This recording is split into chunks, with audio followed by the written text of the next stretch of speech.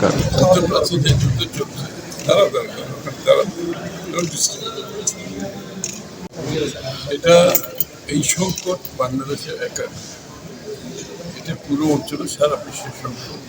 বিশেষ করে ওই অঞ্চল থেকে তেলবাহী জাহাজগুলো আছে এবং তাদের ওখান থেকে তেল গ্যাস, বিশেষ করে বাংলাদেশে অধিকাংশ তেল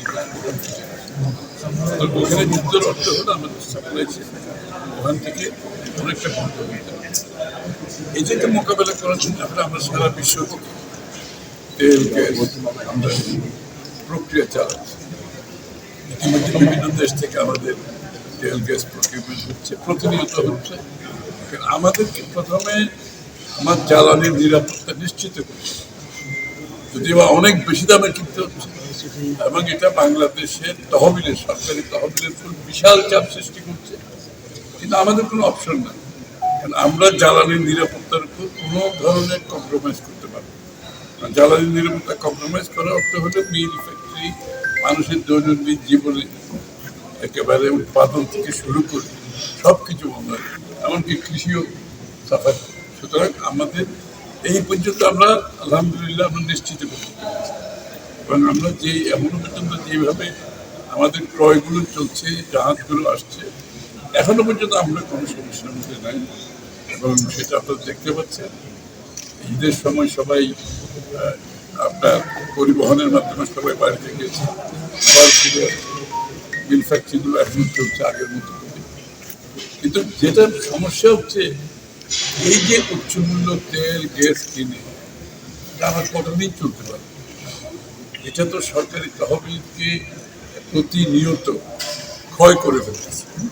সরকারি তহবিল প্রতিনিয়ত যে হারে আমাদেরকে উচ্চ হারে কিনতে হচ্ছে, এটা আমাদের সার্বিক বাজেট বলে, দেশের উন্নয়ন কর্মকাণ্ড বলে। বসুন্ধরা টিস্যু অশুদ্ধতার বিরুদ্ধে এক বিন্দুও ছাড় নয়।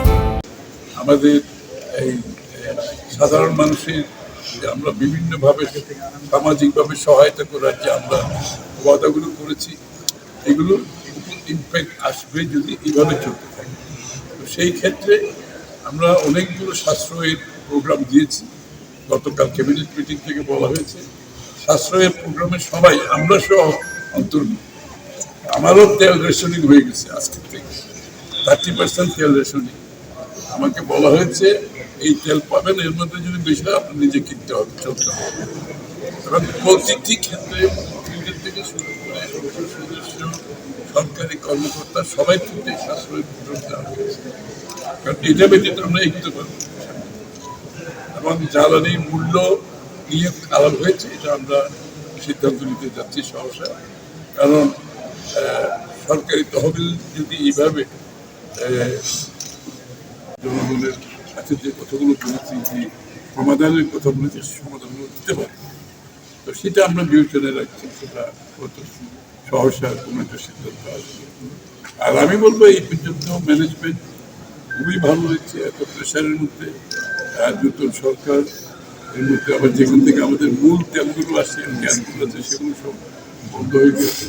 তার মধ্যে কিন্তু আমরা আমাদের সাপ্লাই চেইন, ভ্যালু চেইন, আমাদের শুধুমাত্র তেল গ্যাস, আমাদের খাদ্যশস্য থেকে শুরু করে সবগুলো এখন পর্যন্ত পাওয়া যায়। আশা করি আমরা চেষ্টা করছি সকলের সহযোগিতা নিয়ে। এটা একটা চ্যালেঞ্জ বাংলাদেশের জন্য, সারা বিশ্বের জন্য চ্যালেঞ্জ। এখানে আমরা জনগণের সহযোগিতা চাই, তারা যাতে সাশ্রয় করে জ্বালানি, সব ধরনের জ্বালানি সাশ্রয় করে। এবং আমরা যেভাবে বললাম, এটা একটা দিক আছে। আরেকটা হচ্ছে পুঁজিবাজার, ইনশাআল্লাহ।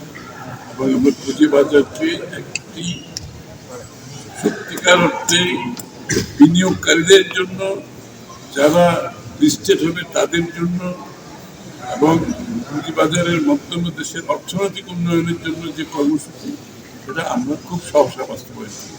আমরা বিশ্বাস করি এরপরে বিনিয়োগকারীরাও স্বস্তি পাবে, যারা লিস্টেড কোম্পানি, যাদের কোম্পানি ফ্লোট করবে তারাও স্বস্তি পাবে। এবং বাংলাদেশের বিনিয়োগের ক্ষেত্রে সবাই যে ব্যাংকের থেকে টাকা নিয়ে যে ব্যাংকের সমস্যার সৃষ্টি করছে, এটা যাতে আগামীতে না হয়। বড় বড় বিনিয়োগগুলো যাতে পুঁজিবাজার, যেটা বাংলাদেশে এতদিন ছিল না, যার কারণে ব্যাংকগুলো চালু করেছে। অনেকগুলো ব্যাংক অবস্থা খারাপ অবস্থা।